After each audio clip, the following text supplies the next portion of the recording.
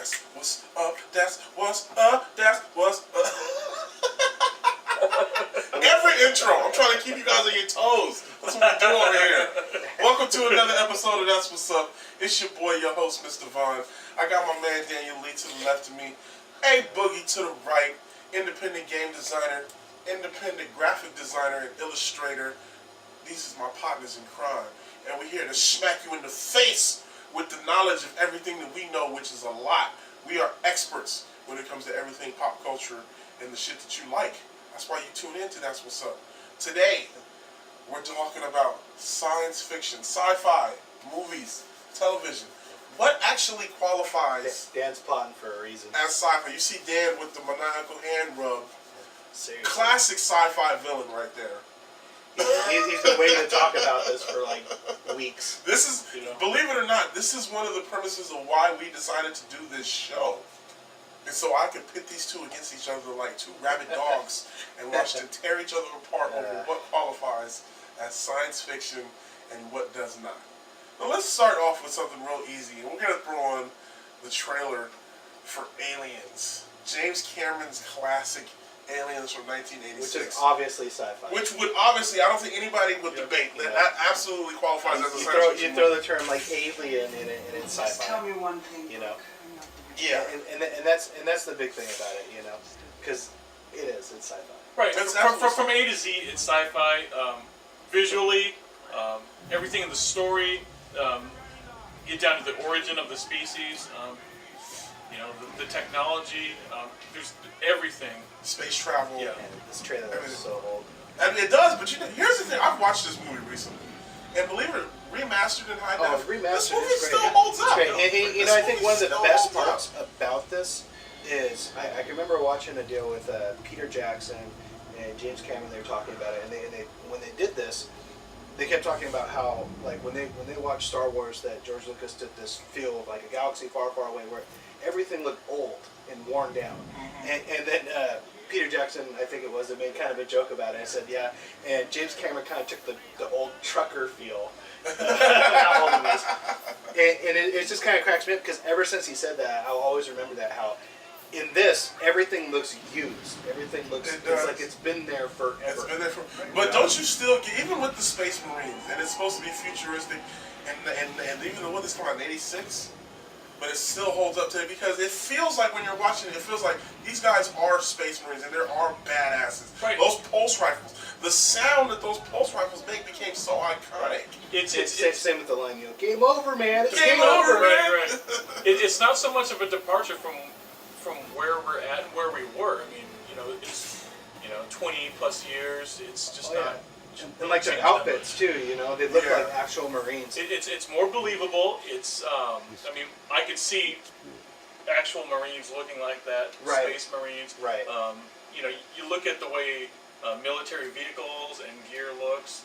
It's not that much different. Right. It's not. So it's just slightly more futuristic. Right. It's right? moving just a little bit. Yeah. I think the thing that scared me the most about Aliens is the motion tracker noise. It still gets me. It still gets me. And then when I play the Alien game, which was terrible. Right. It wasn't a bad game. I agree. But it's that. But that sound eerie. still gets me. It's eerie because it still gets you. It's like a precursor to shit. I'm about to get And the first thing I want to do is go, they're in the walls. Instantly. But as far as science fiction, that's clearly some of the things that are universal science fiction staples that we found in Aliens, like future tech and space travel and alien life forms and stuff like that. Would you say all three of those are? I'm not saying they have to be standard in every science fiction movie, but if those are in a movie, it's going to clearly put your movie in science fiction category. I think anytime you have aliens or space involved, I think it's considered more sci-fi. Absolutely. Not clearly defined as sci-fi, but it puts you there. It's a step because, like, for instance, like Event Horizon, which I went to the theater to see it, and it was like a bait and switch kind of movie for me. I was actually kind of pissed off when I left the theater because it was really. Because you were expecting more of a sci-fi. It was a horror flick. Yeah, because it's that sci-fi slash. Sci-fi. That's when you start to get into subgenres of sci-fi. Because at its core, a movie like Event Horizon, and a movie like Prometheus even, and even Aliens, because Aliens Aliens is also a sci-fi slash Right. horror flick. Yeah. Prometheus is a sci-fi slash horror flick. But they both lean more on the sci-fi than they do Aliens, on, yeah. on so the you horror. so you feel like Event Event Horizon Horizon led leaned more more on the towards the horror than it did the sci-fi. Right, because the horror aspect of it wasn't sci-fi. It was Yeah. purely horror. Because There at the was no core, real it was just this crazy dude that was going to Yeah, kill people. there was no real scientific explanation. Well, I mean, what it was actually the gateway to hell, Right. and honestly, that could have been anywhere. Yeah. So when you say that, You know, that because could've that's been true. anywhere. Because it just happened to be in space, but Yeah. the gateway to hell, that's on some religious shit, and religious doesn't fall under. See, and that's where like a movie like Stargate kind of blends the lines a little bit of like what's sci-fi and then kind of what's also fantasy. And as much as like Stargate, as much as I liked it because it's classic, you know, it's classic. It's right out there. Like, and for all you younger people that only know the TV series and stuff, go watch the movie. The movie was great back when it came out. Kirk Douglas, Excellent. baby. It was Douglas. No, Kurt Russell. Kurt Russell, I'm sorry. That is a rookie mistake. Yeah. Chastise me in the comment Seriously. section. You'll get punished after this is over. Kurt Russell, I knew that. I'm You'll sorry. have to watch Stargate 800 times. We'll even subject him to Soldier. But no, it was a great movie. The series, it took a while for it to really get good. But then again, they blended they drew from history Right, with right. with the Egyptians and Yeah. came up with a different. Sun God. You know, and it's funny that you say that because another movie that did that was The Fifth Element, which personally is one of my favorites. It's just, for some reason, The Fifth Element is just one of those movies that when it's on, I watch it. Every time it's on. I mean, I own the movie. It's an awesome movie. I can't help it. I can't help it.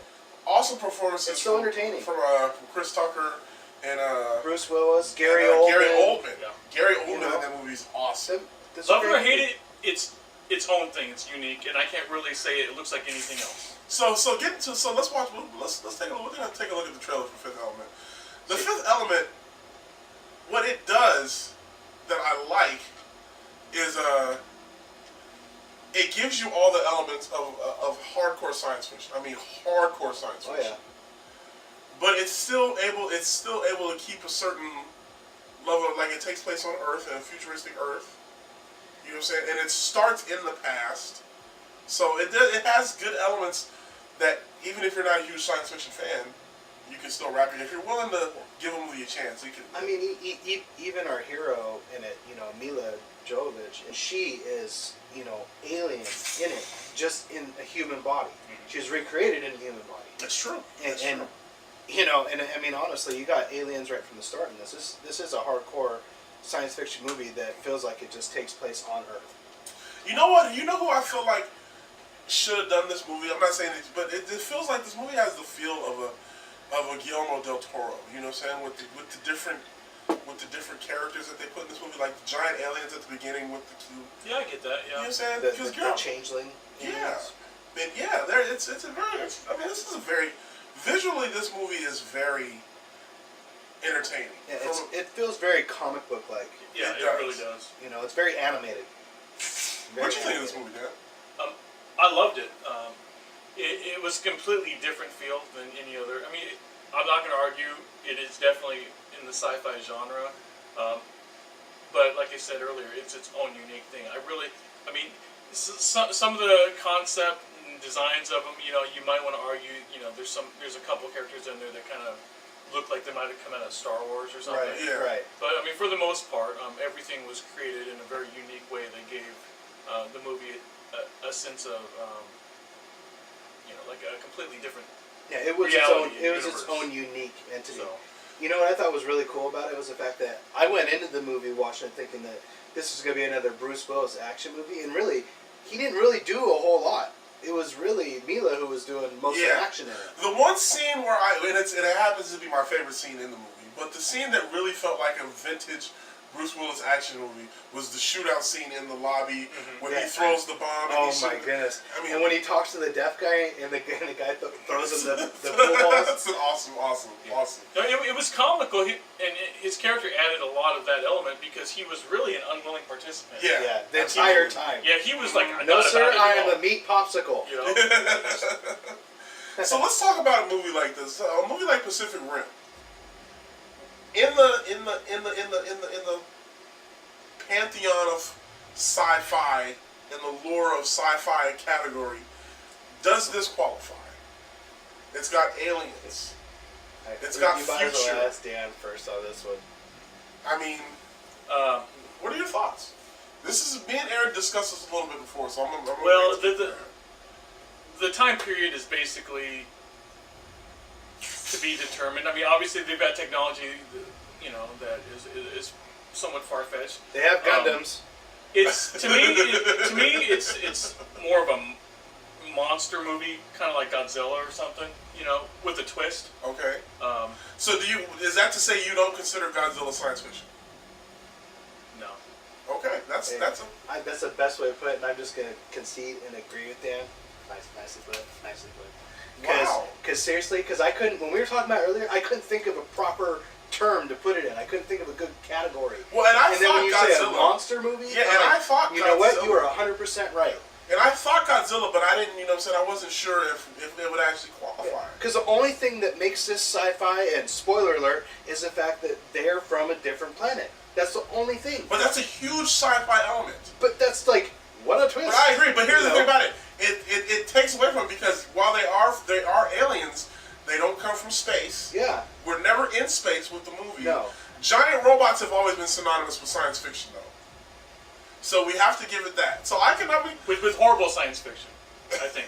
Like, if you guys recall the movie Robot Jocks that came out years ago, Yeah. it's a similar kind of idea. Big, huge battle mechs, hot rod ace pilots. See, and what Yeah. was the movie that Hugh Jackman was in, where he was, he was Robot fighting- Jocks, was right? that- no, where he's fighting with where he had the robot boxer. Okay, yeah. Yeah, I mean, and see, that's a I don't remember I that movie. wouldn't It was consider that terrible. sci-fi either. I would just. I wouldn't consider consider that sci-fi either.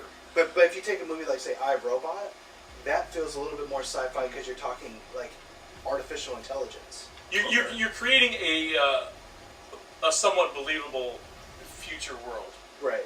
and that's the thing. It's gotta be believable, because if it's not believable, if it's not grounded by something that makes it believable, then it's in the realm of fantasy.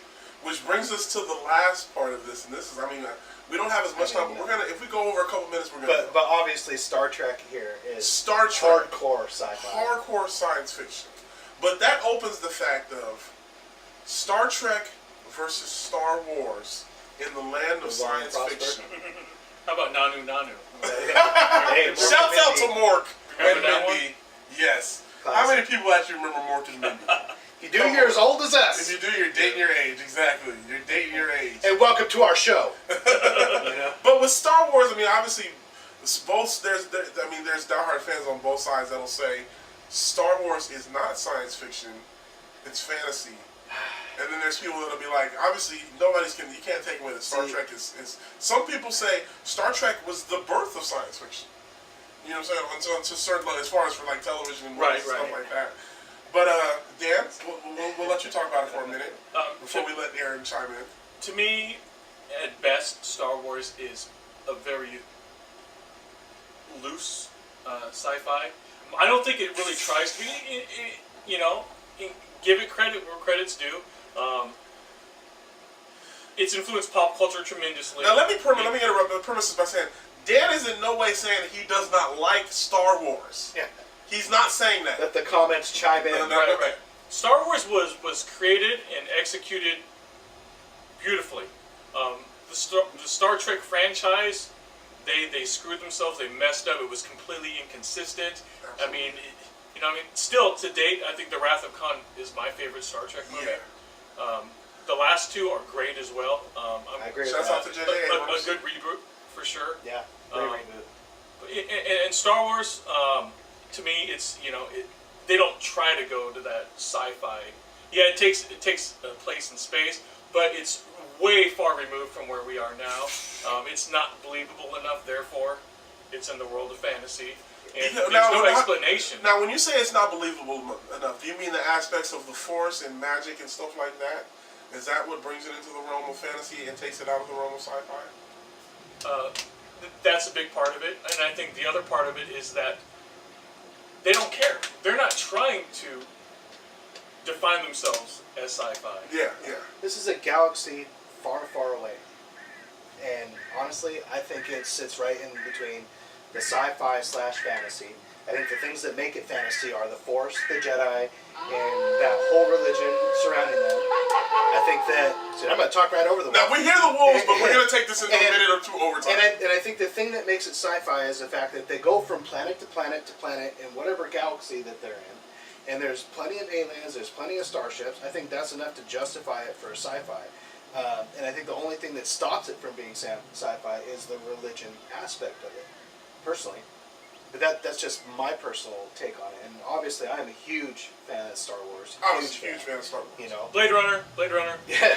Better get that in. Harrison Ford, you're the shit. I mean, if you look at... But that's me though. Star Wars. It's tough to compare because Star Trek is movies. Star Wars is an epic saga. It's all one thing. I mean, well, if you look at Star Trek, their universe is so expansive if you look at the TV shows too. With Next Generation and Star Trek Enterprise and the Final Frontier. And also, I mean, there is a very expansive universe. You got their own languages that they speak. It's true. So I don't want to shortchange that. Don't make me speak Twilight. By the way, shout out to Firefly. I mean, you didn't mention that. It's almost like Star Wars was like, okay, we're going to make this sci-fi, but we're going to throw all these things in there so that it's outside of the box of sci-fi. It's its own unique thing, and it really is. It is. But like it should have its own category. And maybe I'm just too much of a sci-fi purist. I mean, that's probably what I'm coming across as being like. It's a sci-fi purist.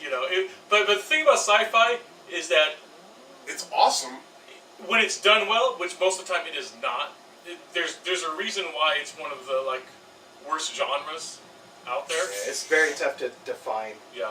I mean, because the idea is imagination. It is going out there, and Star Wars. I think the best thing about Star Wars is the fact that it doesn't feel like anything here. Well, if you look at it, we're gonna wrap this because we did go into overtime. I like this. This was a OT, good one. baby. We went into overtime. But if you look, I'm gonna close on this. If you look at it this way, because you said it has been a struggling genre. If you look at the success of the new Star Wars, the new Star Trek movies with J.J. Abrams, Pacific Rim, even though you didn't consider that sci-fi, but movies of that nature. There is a niche. Sci-fi has made itself, and it does make money at the box office. Right. It can make money at the you know box what it is? It's because sci-fi fans, at our hearts, we're so starved, we're so thirsty for that something good to come out. We're so hopeful, and we're just willing to just give anything a try with the hopes that maybe this is the one. There you go. Well, that's it. We'll see what J.J. Abrams does with the new Star Wars. Yeah. We got things to look forward to, and I'm sure we will be coming back to this topic because, as you can see, we barely scratched the surface and we went into overtime. Not done. But until next time, keep it locked to That's What's Up. Subscribe to the channel. Go ahead and leave your little petty comments, and if we think it's clever enough, we might tell you to go fuck yourself. But until next time, it's your boy Mr. Vaughn, Daniel Lee, Aaron Larson. That's what's up until next week, fellas, ladies, everybody. Peace.